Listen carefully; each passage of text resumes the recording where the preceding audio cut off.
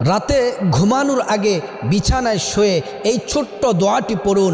প্রিয় নবী মুহাম্মদ সাল্লাল্লাহু আলাইহি ওয়াসাল্লামের পবিত্র জবান মোবারকে বলছেন, আল্লাহর কোনো বান্দাবান্দি রাতে শুয়ে বিছানায় ঘুমানোর আগে এই দোয়াটি যদি পড়ে আল্লাহ তাআলা জীবনের সমস্ত গুনাহগুলো মাফ করে দিবেন।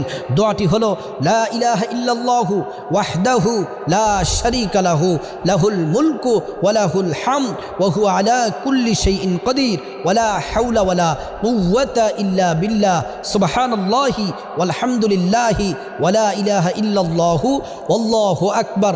আল্লাহর রাসূল বলছেন, যদি রাতে ঘুমানোর আগে এই দোয়াটি পড়ে কোনো নর নারী এই দোয়াটি পরে যদি ঘুমায়, সমুদ্রের ফেনা পরিমাণ যদি গুনাহ থাকে আল্লাহ তাআলা গুনাহগুলা মাফ করে দিবেন। সাথে যদি আপনি ইস্তেগফার পড়ে কবিরা গুনার জন্য যদি তওবা করেন, অনুতপ্ত হন, আল্লাহ তাআলা জীবনের কবিরা সগীরা বড় ছোট সব গুনাহ আল্লাহ তাআলা মাফ করে